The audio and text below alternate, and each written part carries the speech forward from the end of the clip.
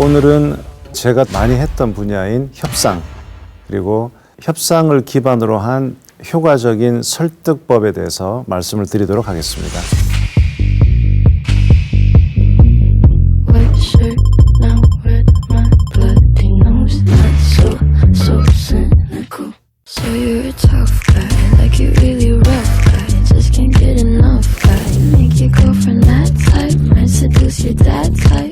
I'm a bad guy. Duh. I'm a bad guy. 오늘 리뷰할 협상 전술은 굿가이, 배드가이 전술입니다. 굿가이, 배드가이, 그러니까 착한 역할을 하는 사람과 나쁜 역할을 하는 사람.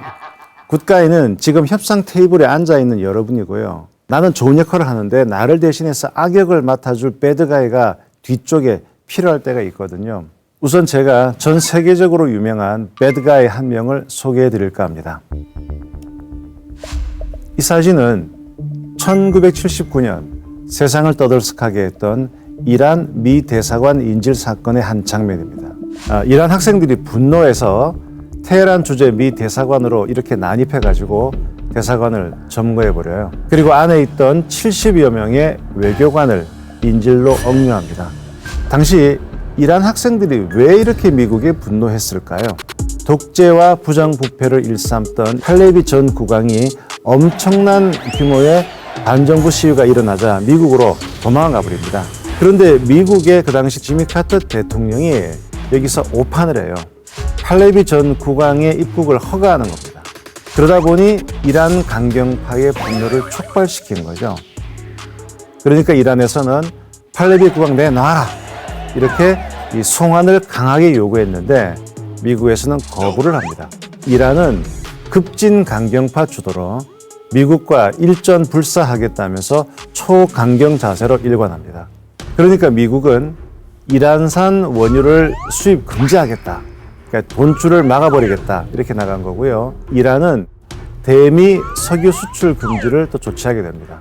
그러니까 또 미국은 미국대로 미국 안에 있는 이란의 여러 공적 자산을 동결하는 조치, 완전 강대강 싸움이 시작된 겁니다.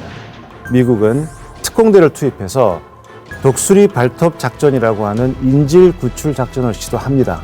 하지만 항공기 충돌 사고로 처참하게 그 작전을 실패하고 맙니다.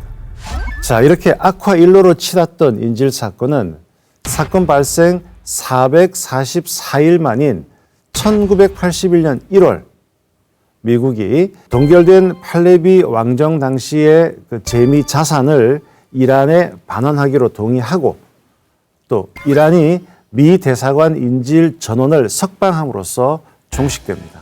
이 협상가들은 이 이란 미 대사관 점거 사태를 해결한 이 전술이야말로 대표적인 협상론에서의 굿가이, 배드가이 전술로 평가하고 있습니다. 자, 이게 카터 대통령과 레이건 대통령입니다. 카터 대통령은 영화배우 출신의 레이건 후보에게 완패하고 대통령직에서 물러나게 됐는데요. 자신이 물러나야 될 상황에서 카터는 이란 측에게 이런 메시지를 보냈다고 합니다. 내가 당신이라면 이 문제를 나하고 해결하겠소. 이번에 백악관에 들어올 사람들 봤소? 대통령, 그 레이건이라는 사람은 전직 카우보이 배우인데 자신이 존 웨인인 것처럼 세계 정의를 책임져야 한다고 생각하는 아주 강경파예요. 부통령은 전직 CIA 국장이고 국무장관도 강경하기로 소문난 알렉산더 헤이그란 말이지. 이들은 세상 누구보다 과격합니다. 그들이 어떻게 할지는 더 말할 필요가 없을 거예요. 그런데 레이건 대통령도 이 전술에 동참했습니다. 결국 여기서 레이건이 이제 배드가이 역할을 한 건데요. 내가 당신이라면 이 사건을 카트랑 해결할 것이요. 카트는 내가 볼 때 참 점잖은 사람이요. 내가 백악관에 들어간다? 이 사건 해결하는 방식은 분명히 전과는 다를 것이고 당신 그 방식 좋아하지 않을 겁니다. 이렇게 으름장을 놓은 거예요. 자, 이렇게 인질이 석방된 날은 1981년 1월 20일인데요. 이 날은 로널드 레이건 대통령이 지미 카터 대통령의 후임으로 대통령 취임식을 한 날이었어요. 우리가 협상을 진행하다 보면 상대방과 한 번 만나고 두 번 만나고 세 번 만나다 보면 인간적으로 친해지게 돼요. 그동안에 쌓인 정이나 인간관계 때문에 제대로 뭔가 냉정한 협상 결과를 이끌어내기 어려운 상황이 된다는 얘기죠. 바로 이런 상황에서 상대방에게 인심을 잃지 않으면서도 내 입장을 객관적으로 관철시킬 수 있는 전술이 바로 굿가이 배드가이 전술입니다. 자, 어떻게 하느냐? 우리 입장을, 우리 회사 입장을 엄격하게 대변할 악역을 하나 만드는 거예요. 그 다음에 내 뜻은 그렇지가 않은데요. 이 회사에 저 사람이, 저 양반이 협상을 좀 어렵게 만들고 나를 엄청 쪼이고 있다. 그래서 입장을 분리하는 겁니다. 이게 되게 중요한데 협상을 할 때 내 입장이 꼭 하나일 필요가 없어요. 입장을 분리를 시켜서 굿가이는 계속 상대방과 좋은 관계를 맺으면서 어떻게 배드가이를 설득할까요? 같이 머리를 맞대고 고민한다는 명분 하에 상대방과 연대감을 형성할 수가 있습니다. 이 굿가이 배드가이는 어떻게 보면은 굿가이가 자기의 입장을 강하게 대변하기 위해서 배드가이 핑계를 내는 거거든요. 핑계 대기는 사실 협상장에서 여러모로 유용한 전술입니다. 우리가 좀 착각하기 쉬운데요. 협상을 할 때 우리는 제가 이 일에 정권이 있습니다. 내가 결정권이 있습니다. 이런 얘기를 하는 것이 상당히 나중에 내 발목을 잡는 겁니다. 상대방이 아니 어차피 이 사안의 결정권은 부장님 당신이 갖고 있다고 그러셨지 않습니까?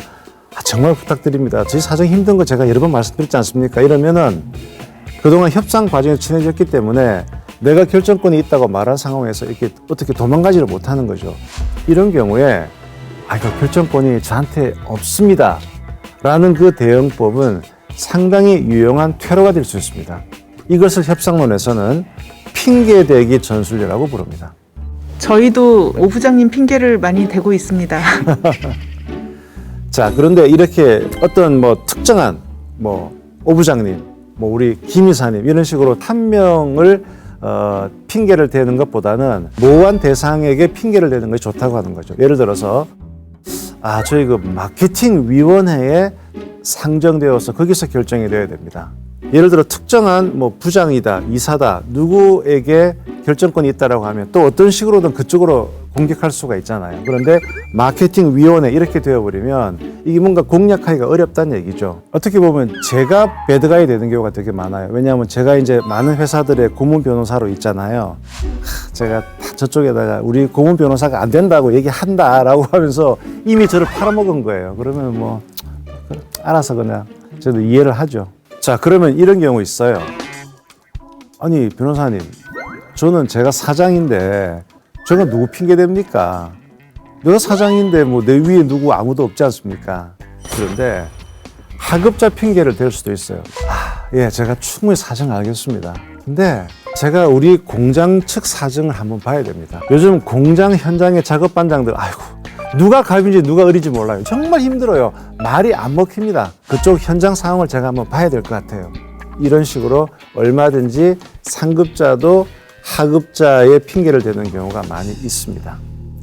근데 다양한 협상을 진행하다 보면 막판까지 애먹이는 터프한 상대를 만날 때가 있죠. 자, 그러면 협상을 하다가 뭔가 정말 껄끄러운 얘기를 해야 될 때, 그럴 때가 있죠. 그런 껄끄러운 이야기를 해야 될 때 보통 사람들은 3F, 세 가지 반응을 보인다고 합니다. 첫 번째가 freeze, 얼어붙는 거죠. 두 번째가 fight, 싸우는 거예요. 세 번째가 flight, 도망가는 거예요. 그렇게 하지 말고 이성적이면서도 상대방에게 껄끄러운 얘기를 할 수 있는 방법으로 협상가들이 제시하는 방법이 바로 I 메시지로 말하기입니다. 이 I 메시지는 크게 5단계로 나뉘어집니다. 이 단계를 잘 한번 생각해 봐야 돼요. 1단계가 레이블링, 레이블이 라벨을 붙이다인데 상대방 마음을 준비시키는 거예요. 지금 어떤 상황이냐 그러면 이제 판매를 하기로 했어요. 그런데 마지막에 상당히 가격을 인하시키면서 가격을 확 깎아버리는 거예요. 이거 진짜 협상을 하자는 거야 말자는 거야 화가 나죠. 이 상태에서 이제 상대방 마음을 준비시키는 레이블링 이렇게 얘기하는 겁니다.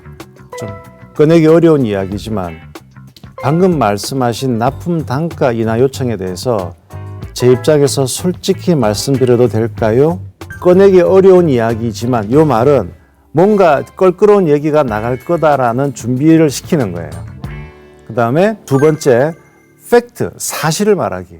감정보다는 팩트를 먼저 말하는 겁니다. 논쟁의 여지가 없는. 그래서 뭐 통계 수치와 같은 자료를 같이 제시하는 게 좋습니다. 이렇게 얘기하는 거죠. 자, 부장님, 그 통계청에서 발표한 자료에 따르면 제품 원료 가격이 작년에 이미 10%나 인상이 되었습니다. 그런데 그 말씀하신 단가에 맞추게 되면 저희는 총 20% 정도의 손실을 보게 됩니다. 이거는 그냥 팩트예요, 팩트. 자, 그럼 3단계 필링, 감정을 말하는 거예요. 근데 이 중요한 것은 비난, 상대방을 비난하는 것이 아니고 내 감정을 얘기하는 겁니다. 느낌만 전달하는 거예요.